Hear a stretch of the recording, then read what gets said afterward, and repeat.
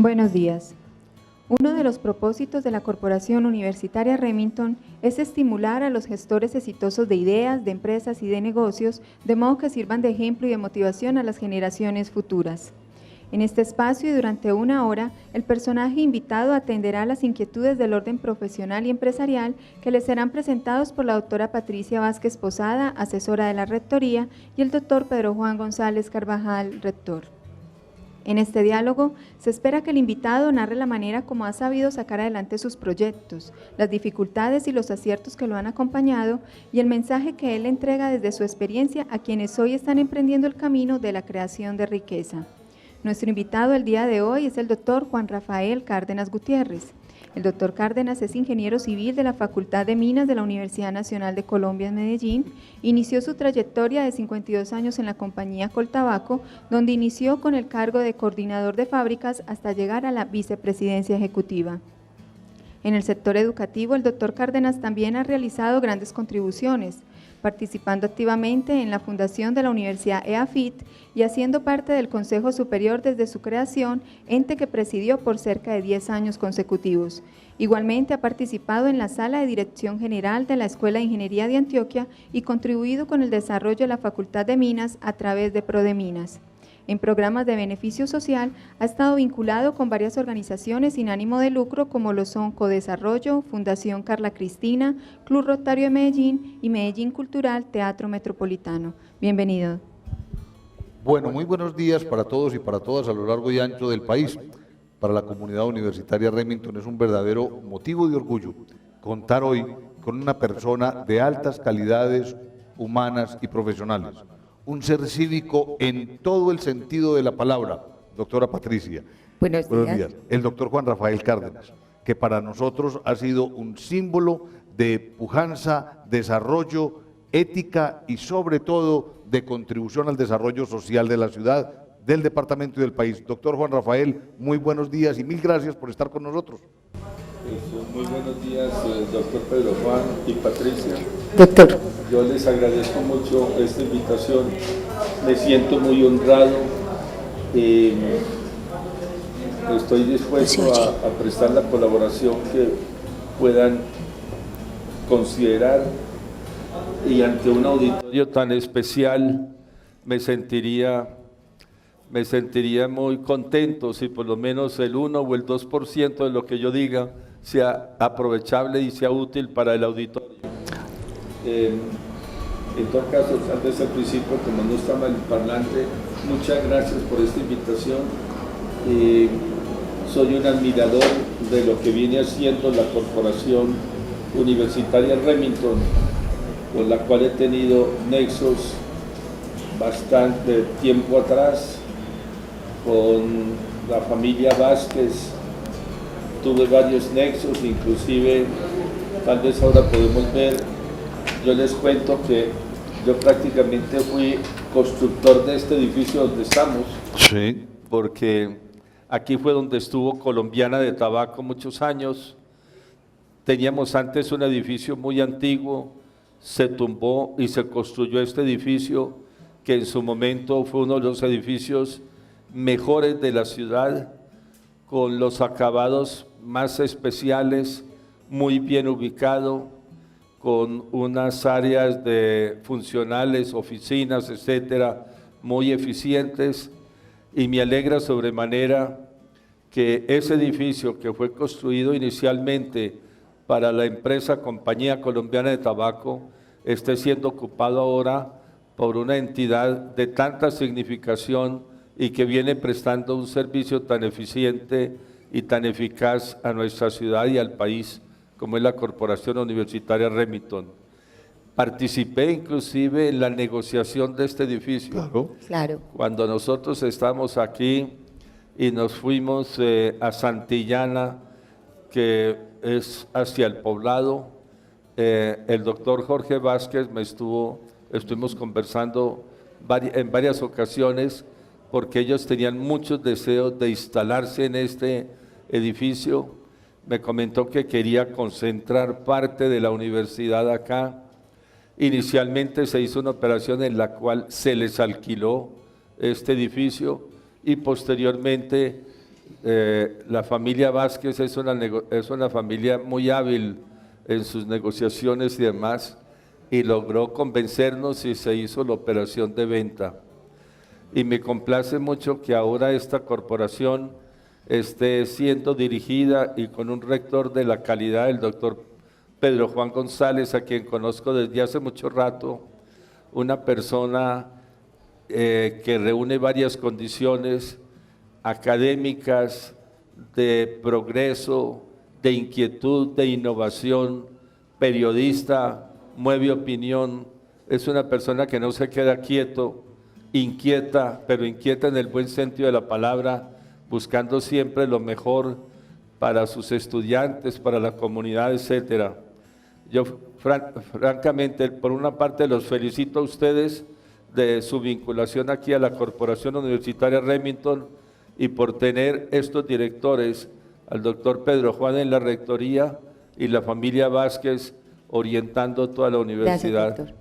Muy generoso, doctor Juan Rafael. Cuéntenos sus primeros años. ¿Cuánto qué? Sus primeros años. ¿Por qué le dio por estudiar después ingeniería y cosas de esas? Bueno, yo soy como cualquier familia corriente de aquí. Nací en Medellín en una familia en la cual éramos 6 hijos, 5 hombres y una mujer. Mi padre murió muy joven, cuando el mayor de los 6 hijos tenía 8 años. Entonces mi madre nos levantó a todos en condiciones económicas muy estrechas, pero afortunadamente nos enseñó desde el principio los valores que yo creo que son fundamentales en la vida del ser humano. Esos valores de responsabilidad, de ética, de moral, de honestidad, y al mismo tiempo nos encauzó en nuestros estudios. Inicialmente yo estuve en el Colegio de los Hermanos de La Salle, terminé mi bachillerato en el Colegio de San José y luego me vinculé a la Facultad Nacional de Minas, donde hice mis estudios de Ingeniería Civil. En ese momento un pregrado, como era la Ingeniería Civil, tomaba 6 años, porque había un primer año que era -1, que era prácticamente un sedazo. Entraban alrededor de 180 en nuestro grupo y pasamos como 50, especialmente por el lado de las matemáticas. Y ya luego terminé mis estudios allá en la Facultad de Minas, obtuve mi título de ingeniero civil, estuve trabajando algún tiempo aquí en Medellín, especialmente en áreas de consultoría como Integral, y después me fui a hacer una especialización a los Estados Unidos. Estuve en Penn State University, donde obtuve un título de Master of Science en Ingeniería Industrial. Y luego regresé y me vinculé a Colombiana de Tabaco.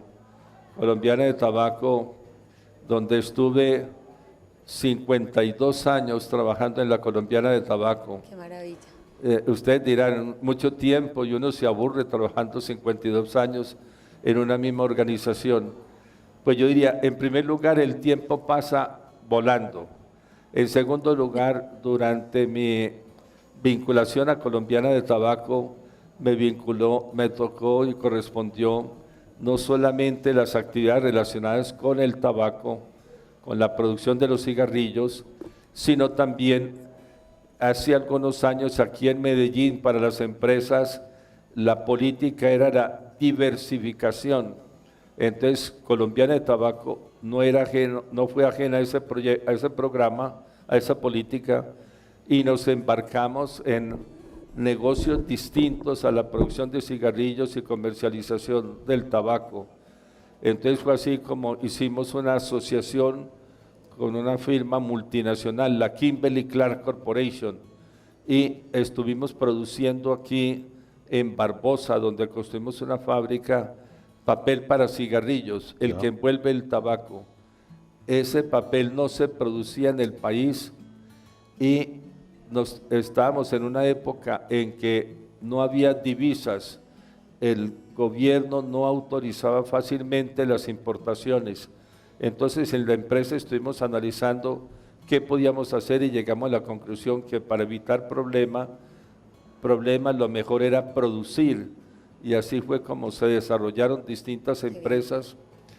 Entonces, con esta asociación con Kimberly Clark, fundamos la compañía colombiana Kimberly, que comenzó en Barbosa. Después seguimos a Pereira, donde comenzamos a producir todos los productos derivados del papel, como el papel higiénico, la servilleta del papel, toda la gama de productos de protección femenina. Y después nos fuimos a Bogotá, y en Bogotá encontramos un territorio muy conveniente para el sector industrial, que fue Tocancipá. Ajá. Y queda como hacia el norte de Bogotá. Allí construimos también una fábrica y nos dedicamos a producir pañales para bebé. Allí estuvimos produciendo los pañales para bebé. Luego nos fuimos al Valle del Cauca. Allá, por la razón de la ley PAES, había unos beneficios para sentar industrias, y fundamos una compañía para la producción de papel. Entonces allá comenzamos a producir papel. Con esa multinacional de Kimberly Clark, nos fuimos a otros países. Entonces estábamos en Ecuador, estábamos en Perú, estamos en Bolivia, en Venezuela, produciendo papeles y los productos de la Kimberly.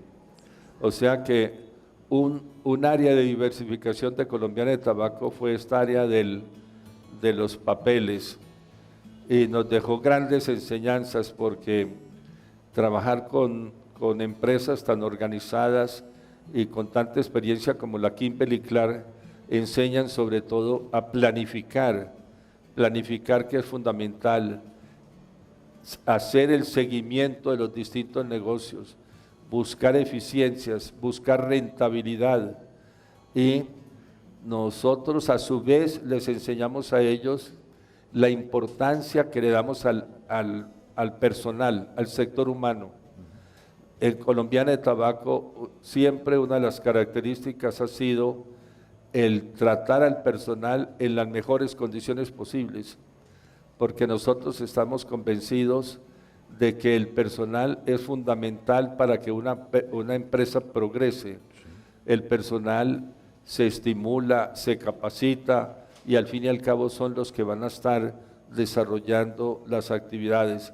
En cualquier organización humana, lo fundamental, diría yo, es el personal, que el personal esté satisfecho, que el personal le guste lo que está haciendo. Y así fue como ellos nos enseñaron algunos aspectos, nosotros también les enseñamos con nuestra experiencia. Y naturalmente el capital extranjero que viene no tiene conocimiento de normas colombianas, de tradiciones, etcétera. Entonces el empresario colombiano aporta conocimientos sobre normas, sobre leyes, costumbres, etcétera, que son fundamentales para el éxito del negocio. Ese fue un proceso de diversificación de Coltabaco. Otro proceso de diversificación fue el de hotelería. Nosotros vimos que había deficiencia en ese momento de instalaciones hoteleras, y fue así entonces como fuimos construyendo el Hotel Intercontinental de Medellín. Ese hotel lo construimos en asociación con la Suramericana y con Argos. Otro hotel que construimos es el Hotel Las Lomas, allá cerca del aeropuerto José María Córdoba. Y otro hotel que construimos también fue en Pereira, el hotel hoy en día Hotel Pereira. En estos hoteles nosotros, como no teníamos conocimiento del campo de la hotelería, usamos asesoría de terceros, y fue así como se hizo un contrato con la cadena Intercontinental para el manejo del Hotel Intercontinental, también para el Hotel Las Lomas, y para el Hotel Pereira hicimos también un negocio de asesoría con la cadena Meliá de España. Ese campo es un campo también sui generis.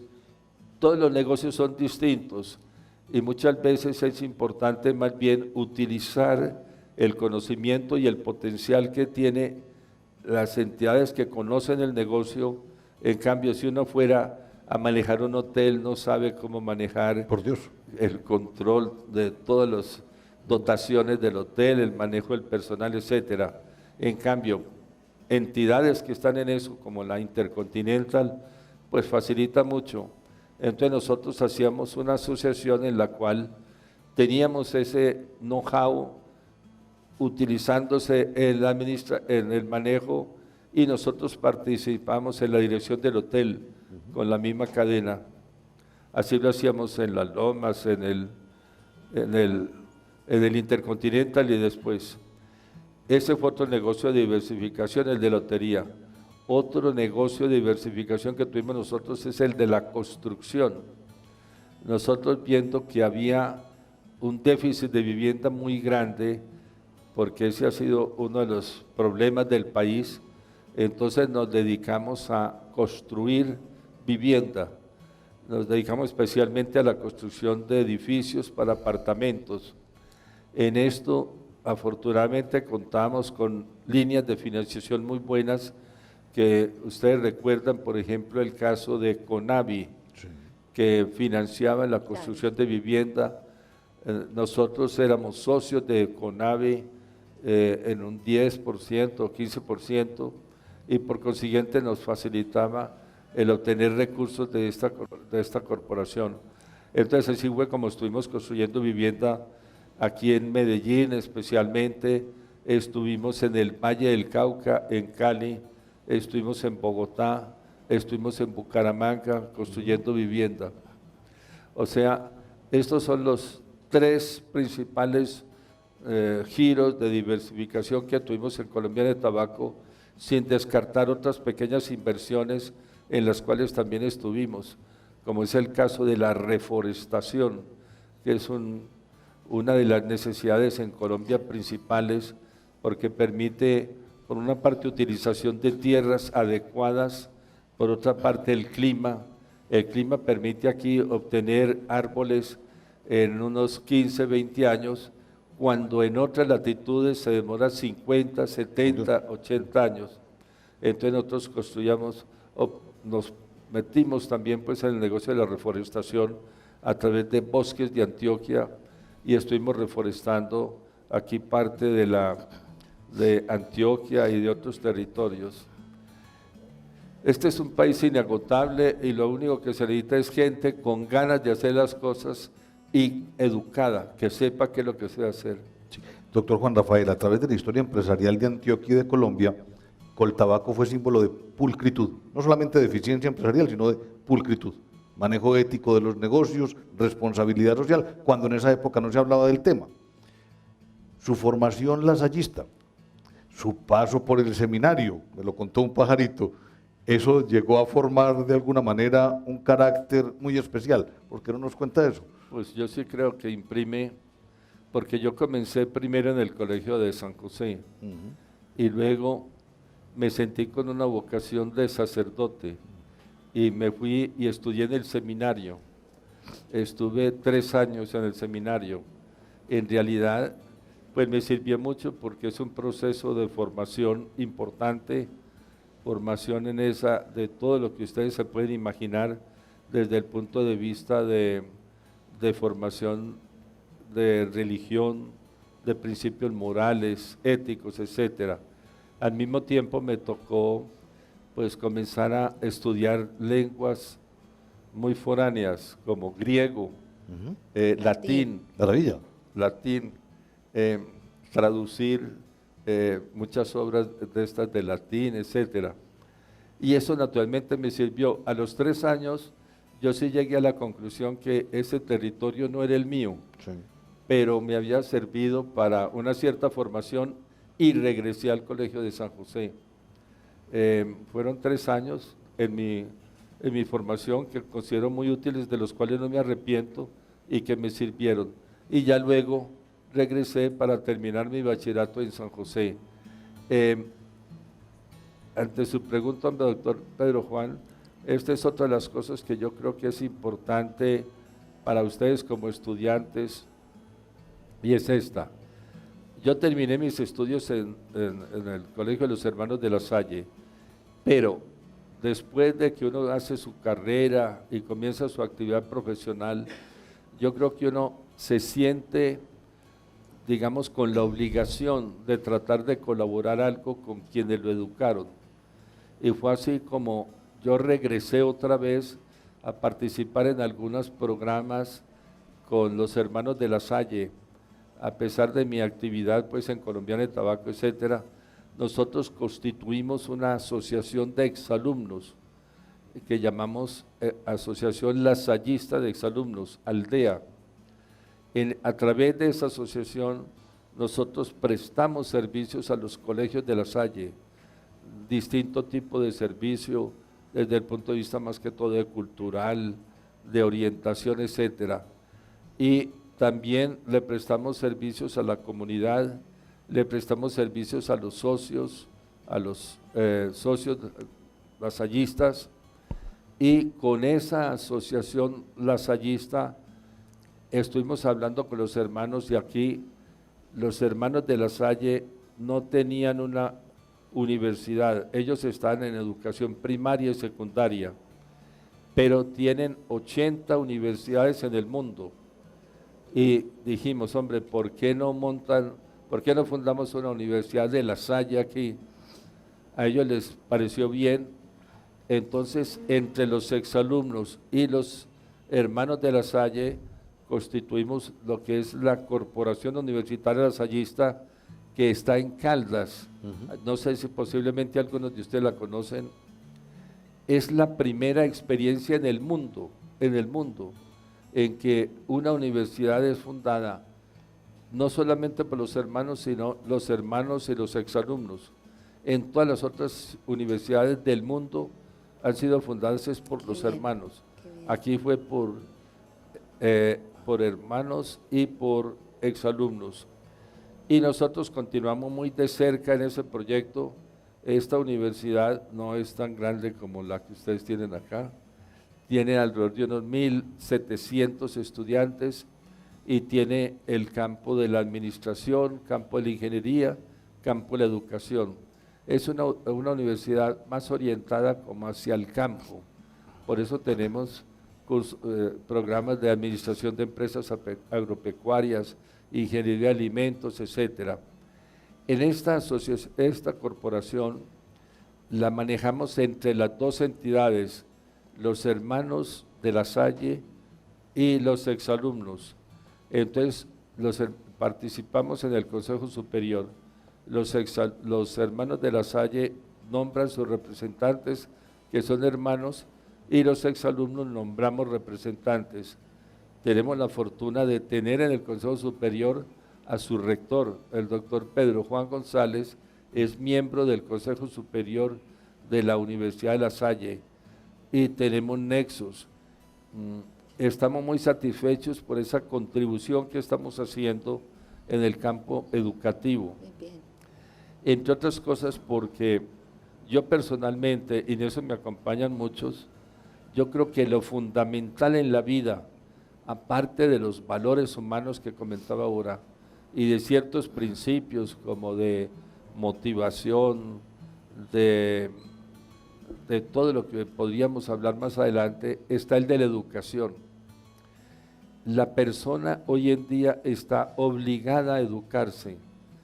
El que no se educa no va a tener un futuro abierto, no va a tener unas perspectivas tan amplias como las que tiene el que se puede educar. Y en esto diría yo también, hay esto. Ustedes están ahora en una universidad muy importante, recibiendo unos conocimientos. Están haciendo un proceso de autoformación, porque la educación debe ser una especie de autoformación, no solamente recibir y tomar nota de lo que les dicen a ustedes, sino que eso sirva para su propia formación. Pero terminando esta etapa universitaria, eso no puede quedarse allí. La persona tiene que continuar preparándose, tiene que continuar estudiando, entre otras cosas porque la ciencia, la técnica va evolucionando, todos los días va evolucionando. ¿Qué tal si un médico se quedara con lo que le enseñaron en la Universidad de Antioquia o aquí? Esa persona tiene que continuar. Lo mismo es el abogado, viendo las leyes. O sea que todos nosotros en nuestras profesiones tenemos que continuar con ese proceso educativo de autoformación. Eso sí sería, digamos, un mensaje muy encarecido que les digo yo a ustedes. Aprovechen este tiempo donde se están educando, donde se están autoformando, pero cuando obtengan su título, no crean que ustedes ya pararon allí, están obligados a seguir preparándose, y para eso también hay posibilidades de que vienen oportunidades que están dando las universidades de especializaciones, maestrías, etcétera. O sea que desde el punto de vista de la Salle, que era su pregunta, hombre, doctor Pedro Juan, tengo, digamos, en mi corazón ese agradecimiento por la formación que recibí cuando estuve pequeño, y posteriormente lo que he querido es tratar de retribuir con colaboración y aporte en lo que pueda al éxito y desarrollo de las actividades educativas lasallistas. En eso sí debería ser yo absolutamente honesto y decir que junto con el doctor Juan Rafael y miles de exalumnos, sí fuimos marcados por la Salle. Esa impronta lasallista la llevamos y la llevamos con orgullo. Y eso es lo que cada una de las universidades y colegios tiene que hacer el esfuerzo para generar motivación en sus estudiantes y en sus egresados. Esa personalidad, esa característica sirve y sobre todo le da a uno, en nuestro caso, una visión universal y una vocación de servicio y gratuidad. Eso pues yo no tengo cómo pagárselo a los hermanos de las escuelas cristianas, jamás de los jamases. Doctor Juan Rafael, cuéntanos, escuchando tu historia tan importante y tan impactante que ha sido para el país y para Colombia en el área del servicio, de la educación y obviamente empresarial. Yo pienso y digo, lo observo y digo, ¿de dónde salió esa mente tan grande? De hacer proyectos tan grandes, de hacer país. ¿Quién te enseñó eso? ¿O nació contigo? ¿O dónde lo aprendiste? Pues yo creo que esos son tal vez, digamos, reacciones que uno va teniendo ante lo que ve en la comunidad. Y naturalmente hay situaciones que lo llevan a uno a eso. Por ejemplo, cuando yo regresé de los Estados Unidos y comencé a trabajar en la Colombiana de Tabaco, yo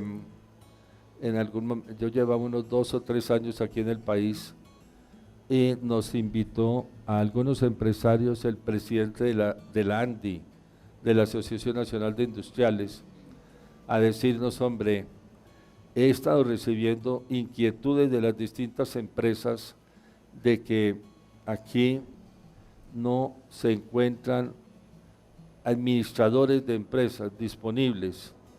¿Qué pudiéramos hacer? Entonces allí estuvimos analizando y llegamos a la conclusión que lo indicado era fundar una universidad para enseñar administración. Entonces a mí me correspondió también participar en ese grupo como de 15 empresarios. Nos dedicamos a ver qué podíamos hacer y fue como fundamos la Universidad EAFIT, que tiene también como 52 años de fundada. Sí. Y fue, digamos, como una reacción a la necesidad. A mí me tocó ser fundador y he estado desde la fundación muy vinculado a EAFIT, muy de cerca, porque también es otra entidad que presta servicios a nuestra comunidad, preparando gente en distintas áreas, claro, así como los preparan acá. Y uno va como viendo la necesidad de lo que las necesidades que existen y en qué se puede colaborar para la solución de esas necesidades. Yo creo que lo importante no es quedarse uno pasivo ante lo que está viendo, sino reaccionar y tratar de colaborar en la medida que se pueda. Y el doctor Pedro Juan usa ahora una palabra y es el del servicio. Claro. En lo que uno pueda servir, pues yo creo que uno está obligado a hacerlo, porque nosotros ustedes, Patricia, el doctor Pedro Juan y yo tuvimos la oportunidad de recibir una educación. Entonces nosotros estamos obligados a devolverle a la comunidad algo como contraprestación de ese beneficio que nosotros recibimos y prestar ese servicio. Yo creo que las personas que no hacen eso no están siendo buenos ciudadanos. Un buen ciudadano es el que no solamente cumple, es decir, no se pasa un semáforo en rojo, no hace un robo, etcétera, sino que también está aportando en la medida de sus capacidades para el desarrollo de nuestra sociedad. El gobierno solo no puede hacer todo. El gobierno necesita el concurso del sector privado. ¿Y quién es el sector privado? Todos nosotros, los que no estamos en el gobierno, la sociedad. Entonces cada uno de nosotros debe estar aportando un poquito en su comunidad, en la junta del barrio, en lo que se pueda hacer, en deportes, en grupos, etcétera. Entonces, ante tu pregunta, yo diría que va siendo como reacción a las necesidades que uno ve que existen y algo que le dice a uno en el interior, hombre, hay que colaborar, hay que ayudar un poquito. Esa reacción suya como buen dirigente no solamente se dio en el plano empresarial y educativo, sino también en el cultural. Usted ha sido un gran gestor y apoyador de actividades culturales que no es muy normal en esta ciudad. Pues sí, porque es que uno, en primer lugar, la formación es una formación que le abre a uno muchos horizontes. La educación ha sido naturalmente una brújula que yo he tenido para contribuir a la parte educativa, como mencionó ahora, con la fundación de AFID, la fundación de la Corporación Universitaria Lasallista, y colaboro también en la Escuela de Ingeniería de Antioquia, donde ayudo en la sala de dirección general. Y todo eso lo va llevando a uno a otros aspectos, como el aspecto cultural. Es que la parte de la cultural va relacionándose con la formación del ser humano. A medida que uno va formándose más, ve la necesidad del desarrollo cultural. Y así es como yo participo en Medellín Cultural, por ejemplo. Sí. A través de Medellín Cultural tratamos de infundir y estimular el desarrollo cultural de nuestra comunidad.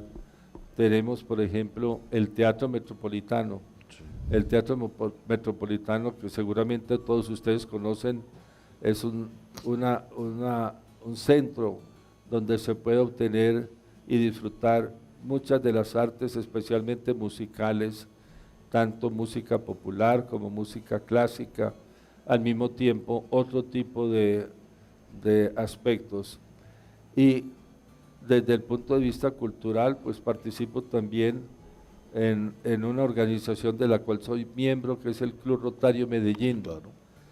Con el Club Rotario Medellín desarrollamos una serie de programas culturales, nos reunimos todos los jueves en el Hotel Intercontinental de 12 a 2 de la tarde, y allí siempre invitamos a esa reunión de almuerzo una persona a que nos hable sobre distintos temas.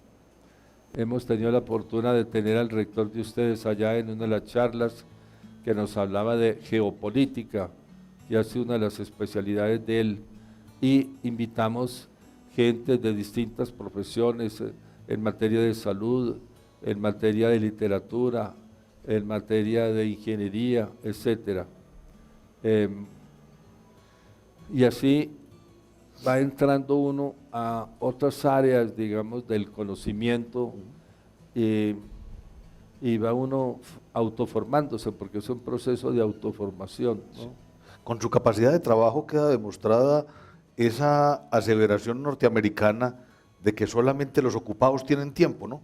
Porque usted se mantiene en todas partes como una hormiguita. Pues eso es lo que yo he oído siempre, sí. Si usted quiere hacer algo, pídale el favor a un tipo bien ocupado. Bien ocupado, el otro está enredado. Pues Qué bien. Eso en parte es cierto, pero muchas otras veces pues también es, cuando uno tiene mucho trabajo, a veces es difícil poder cumplir todo. Pero eso es lo que dicen, porque una persona que está trabajando, está acostumbrada a organizar la utilización de su tiempo. Claro. Es fundamental, porque si uno está picando allí, picando allí, picando allá, muchas veces no resulta con nada. No rinde. Entonces lo fundamental en su vida también es planear la utilización de su ejercicio vital, su vida, y en esa planeación entran muchos aspectos, no solamente de trabajo, sino también de recreación, de familia, etcétera. Y en esa planeación fijarse metas a corto y largo plazo. En la fijación de esas metas, estudiar por qué las establece, por qué y cómo, qué metas se forman, por qué las forma y cómo se puede llegar a esas metas. Y es así como en todo ese desarrollo de actividades, si uno recibe otro compromiso, pues busca la oportunidad, el huequito. Claro que sí. Y planifica también poder prestar ese servicio. Eso es yo creo que es un distintivo aquí de nuestros habitantes de esta ciudad, de la gente de Antioquia, el poder estar prestando ese tipo de servicios y sobre todo estar conectado con la sociedad. Es una de las características de aquí de Antioquia que tenemos que respetar y utilizar, no trabajar individualmente, sino la fortaleza es la fortaleza del grupo. Siempre cuando se trabaja en unión con varios, es mucho más significativo el resultado que si se estuviera trabajando solo. Y para eso Antioquia ha sido una de las tierras más fértiles para esa asociación con otras personas. Aquí fue donde nació la sociedad anónima, que fue la unión de capitales para desarrollar un negocio, y esa asociación es lo que da la fuerza, lo que da el crecimiento, y esa, digamos, actitud o predisposición a que las personas siempre estén listas a trabajar en equipo o a buscar ayudas, no todos los sabios, no, sino buscando siempre el poder acertar en lo que uno sepa muy bien y recurriendo a terceros para poder sacar la mejor conclusión. Doctor Juan Rafael, usted ha sido testigo de excepción en estos 50 años de ejercicio profesional de la transformación de Medellín y de Antioquia, de ese pequeño pueblo, de esa aldea, a la ciudad pujante que es hoy. Pero son transformaciones en lo familiar, en lo empresarial, en lo gubernamental. ¿Usted qué destaca de ese tiempo? Bueno, pues yo diría que en el tiempo se destaca el empuje del antioqueño. En realidad aquí, porque yo ya tengo mis añitos, pero cuando nosotros comenzamos esta ciudad era muy pequeña. No recuerdo cuántos habitantes tenía, pero a medida que iba pasando el tiempo, uno veía el empuje de las personas de Antioquia, de todas las profesiones. Uno veía el empuje de los comerciantes, el empuje de los ingenieros, el empuje de los médicos, etcétera. Y yo creo que con esa decisión de crecer, de innovar, que debe ser otro de los objetivos de cada uno, innovar, se fueron obteniendo una serie de modificaciones, por ejemplo aquí en nuestra ciudad, el sistema de planeación, las nuevas construcciones que se estuvieron haciendo, los hospitales, las clínicas, las universidades, todo este proceso, digamos, de urbanización y civilización de la ciudad, yo diría, es una de las cosas que quisiera destacar, pero todo eso no se hace solo. Allí lo que quisiera destacar es el factor humano que produce todas estas cosas, el factor humano que gracias a su deseo de superación, de contribución, etcétera, produce este tipo de resultados, generalmente mediante la unión con otros. Decimos que la unión da fortaleza, y por eso yo diría que hay que destacar es cómo se destaca la capacidad del antioqueño para producir este tipo de resultados. Sí. Esa Ya- transformación urbana, pues de todas maneras como que da ánimo, ¿cierto? Y no va viendo. Y la familiar, la unidad, la sociedad, ¿cómo la ve usted? Bueno, en la sociedad ha habido indudablemente un cambio, y es este. Al principio, cuando yo estaba pequeño, las familias eran mucho más estables. Padre y madre y sus hijos se mantenían más estables.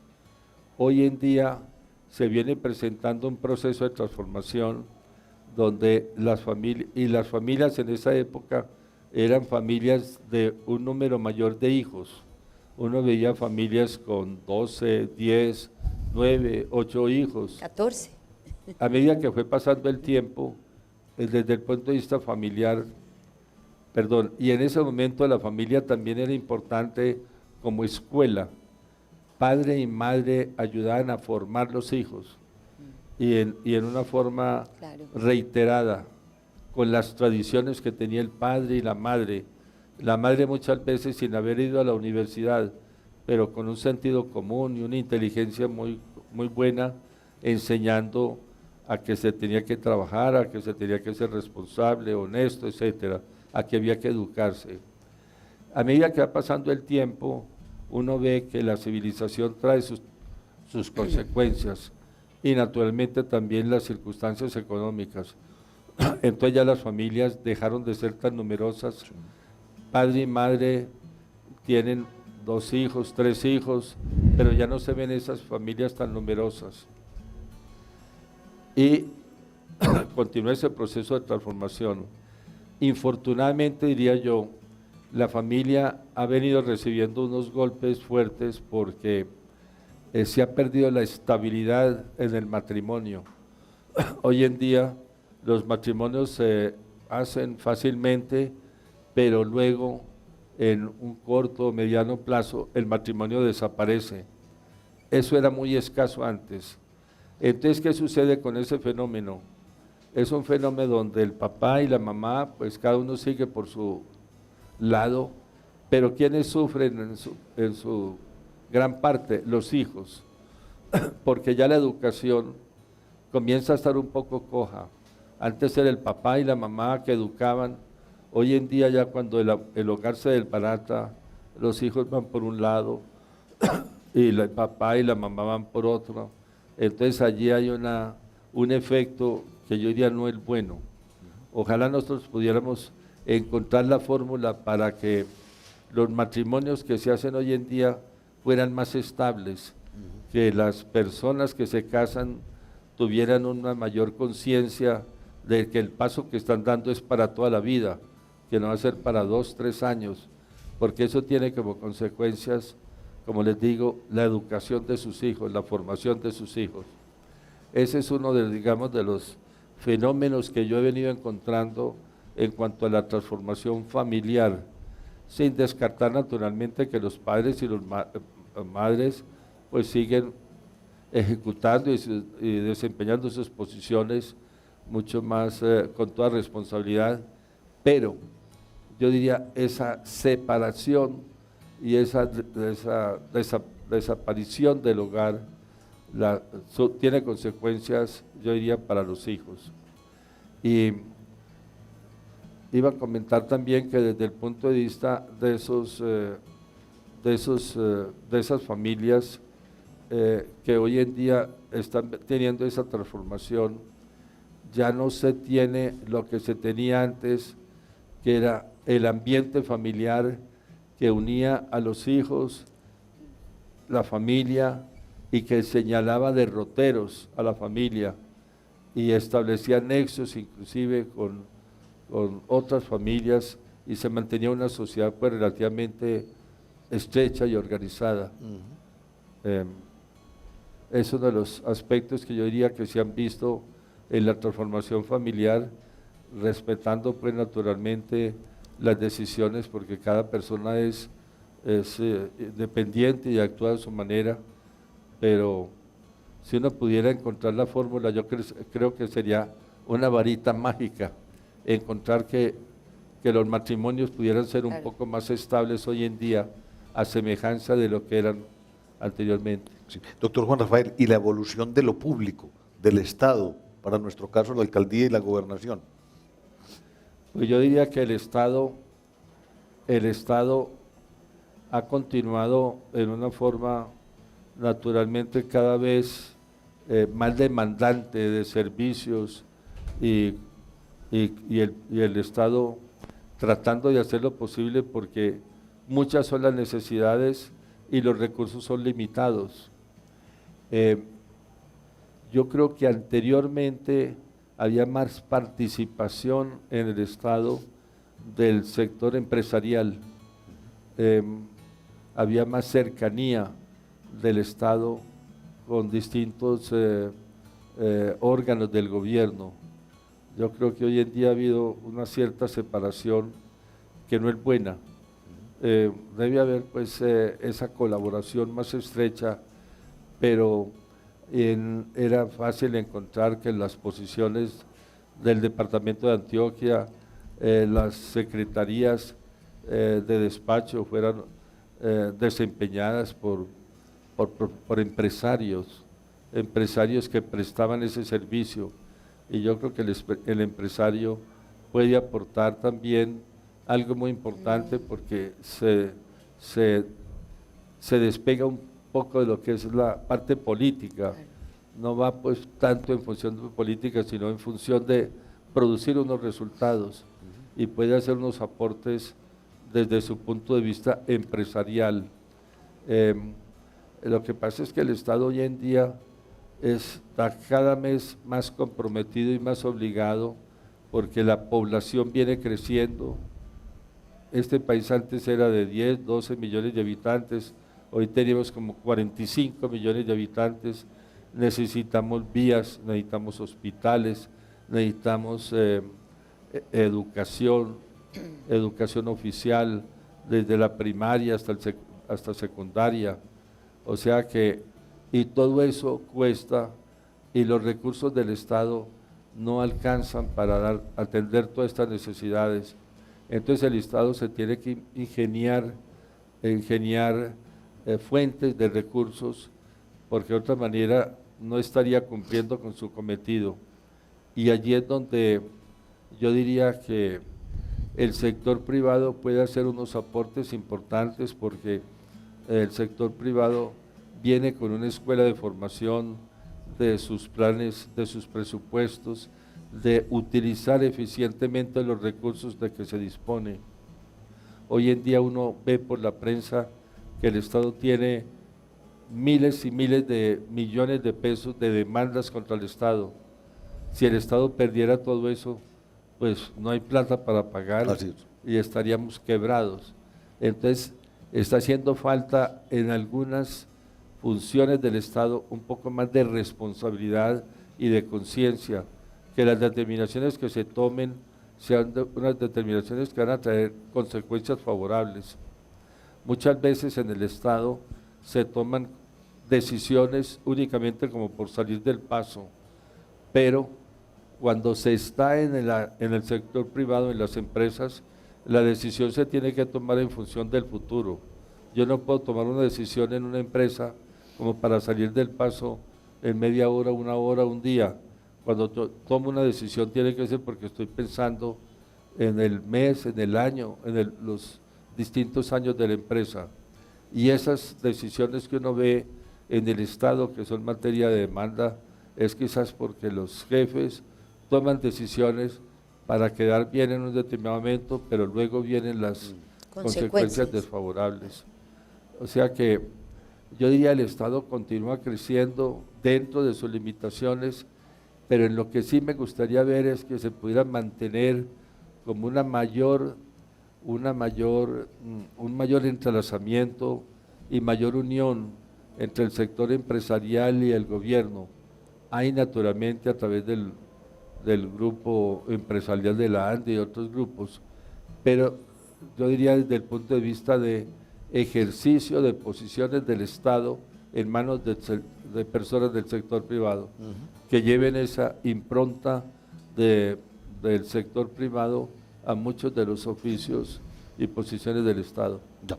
Doctor Juan Rafael, es un asunto planetario, pero se habla de corrupción, se habla de deterioro de valores, se habla de ética corrompida, se habla de un montón de cosas malucas en el planeta, y Colombia no es la excepción. ¿Cómo mira usted eso a la luz de los esfuerzos que le están haciendo? Propiamente no le entendí. Sí, en el planeta hoy tenemos problemas de corrupción, de falta de ética, de atentados contra los buenos manejos de lo público. Colombia no es lejano a eso. ¿Por qué estaremos pasando por eso? Sí, yo creo que eso va con lo que comentaba ahora, que es el proceso de formación del pequeño. En estos momentos ha habido algunas campañas que se están iniciando, como es aquello de que el vivo vive del bobo, que es una de las cosas que se acostumbran. No se puede abusar, cada persona tiene que ser responsable, pero eso son enseñanzas desde pequeño. Hay que fomentar esto, la honestidad, el soborno, por ejemplo, la costumbre de estar sobornando para obtener resultados. Eso es porque está haciendo falta responsabilidad, está haciendo falta un principio de honestidad, de un poco más de visión hacia el futuro. Colombia está atravesando un momento muy difícil y estamos en una situación muy baja desde el punto de vista comparativo con otros países en materia de corrupción. Claro. Especialmente en gente que quiere obtener ciertos servicios del Estado y acostumbra entonces a hacer sus aportes, etcétera, para obtener privilegios. Lo hemos visto con esas noticias de prensa que hemos observado todos, el carrusel de contratación, contratos que se dan a firmas que no están suficientemente preparadas y que luego entonces el Estado tiene que aportar todavía más a unos presupuestos que se habían presentado. Pero yo diría, ante su pregunta, hay una cosa muy importante y es la formación de la persona. Yo creo que si una persona desde pequeña comienza a introducirse a su mente, al subconsciente, de que tiene que estar actuando de acuerdo con los principios de ética, de moral, etcétera, comenzamos a caminar un poco más. Yo diría, ese debe ser un tema desde las escuelas, desde el preescolar, y en ese proceso de formación, pues seguir, y que todo en la vida sea resultado de una conciencia, de una responsabilidad, evitando todo esto. A mí cuando estuve trabajando en la Colombiana de Tabaco, fueron varias las veces que llegaban proveedores, especialmente extranjeros, europeos. Hombre, ¿usted por qué no me compra esta máquina? Estamos comprando máquinas, yo le ofrezco esta y tiene para usted personal esta suma que se le puede colocar donde usted quiera. Entonces a esas personas yo le decía, vea, usted entra por esa puerta y se puede ir por esa puerta de una vez, porque nosotros aquí no trabajamos con esa base.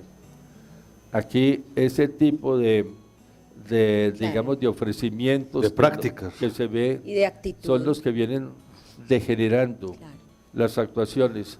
Pero allí lo que es fundamental, vuelvo e insisto, es la formación. Y es una formación desde chiquito, y decía que todos tenemos que tener un proceso de autoformación. Esos son valores que nosotros cada vez tenemos que estar fortaleciendo y enseñándole a nuestros hijos y tratando de mantener ese tipo de política y principio hacia el futuro. Sí. Pero estoy de acuerdo con usted, es un problema muy serio y en Antioquia aquí también es muy serio.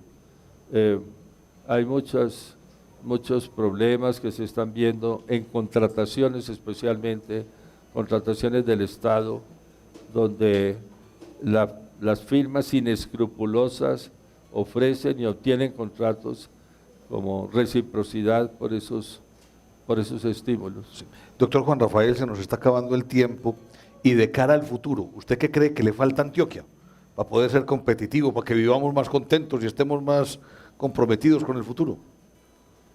Bueno, yo diría, en primer lugar, una cosa fundamental para todos es la seguridad, porque cuando hay seguridad hay confianza. Entonces tenemos que tener seguridad de poder estar en nuestra ciudad, poder salir por las carreteras, ir a cualquier parte, seguridad. Esa seguridad, pues indudablemente crea la confianza y esa confianza va generando inversión, que es muy importante para el desarrollo. Entonces, un primer punto que yo diría es seguridad. Otro punto indudablemente es el de la educación. Educación, lo que ustedes están haciendo aquí, este proceso educativo es fundamental para Antioquia y así debería estar replicándose no solamente en las ciudades, sino en los municipios, etcétera. La educación. Y algo que viene después de la educación es la, digamos, la equidad. Hay que buscar que se disminuya esa diferencia entre gente con ciertos recursos y gente con bajos recursos. Y a medida que buscamos solución a eso, equidad, vamos también entonces solucionando un problema que tiene Antioquia, que es el del empleo. Hay que buscar entonces esa mayor equidad y generar empleo. El empleo es fundamental para el desarrollo nuestro, pero ese empleo no se genera si no es, uno, que la persona esté educada, porque si yo no estoy educado va a ser muy difícil que me den un empleo retributivo. Entonces, educación y después una equidad, la equidad, y para esa equidad entonces puede tener como resultado el empleo de personas ya más educadas. Y adicionalmente yo diría que la infraestructura de la región es fundamental, el proceso de vías, carreteras, todo lo que es también servicios públicos, etcétera. En este momento me estoy acordando de uno, me comentaba un amigo que viene del Japón, que lleva cosas de Colombia, importa desde Colombia al Japón. Un contenedor de Bogotá a la costa vale como $2.500, $2.500 creo que era. Y de la costa al Japón vale $1.200. Es decir, Increíble. de Bogotá hasta la costa, el transporte de ese contenedor vale el doble de lo que vale de la costa hasta el Japón. ¿Por qué? Por el estado de las vías, por los problemas de los puertos, etcétera. Todo eso relacionado con la infraestructura. Si el país, si nosotros queremos ser competitivos, es fundamental que tengamos una infraestructura adecuada. Y se necesita que seamos competitivos porque ya sabemos que uno no se desarrolla solamente con el mercado interno, sino que para su desarrollo necesita los mercados de exportación. Y para esos mercados hay que llegar con productos competitivos.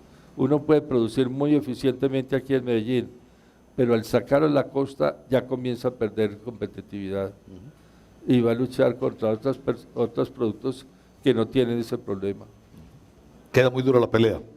Doctor Juan Rafael, este sí ha sido un verdadero programa de memorias del saber, porque ese recorrido profesional, humano, nos muestra realizaciones cuando hay planes, cuando hay objetivos y sobre todo cuando hay honestidad profesional. Por último, yo quisiera pedirle un gran favor en compañía de Patricia, que le diera algún tipo de recomendación, más que consejo, a estas nuevas generaciones, no solamente la que está en este auditorio, sino los que están desplegados a lo largo y ancho del país. Bueno, pues yo diría que yo no soy el tipo para dar recomendaciones, pero a medida que va pasando el tiempo, uno se da cuenta que hay algunos aspectos que son fundamentales. Lo uno es indudablemente la educación. Lo que están haciendo ustedes y lo que están haciendo otros estudiantes aquí en la Corporación Universitaria y en otras ciudades es fundamental. Y al decir educación, no solamente recibir aquí unos conocimientos, sino aprender a pensar, autoformarse y ser consciente de que ese proceso no termina simplemente con la obtención de un título, sino que debe continuar. El título da una apertura a una sociedad que lo exige y naturalmente es la demostración que se tienen unos conocimientos importantes para desempeñar ciertas actividades.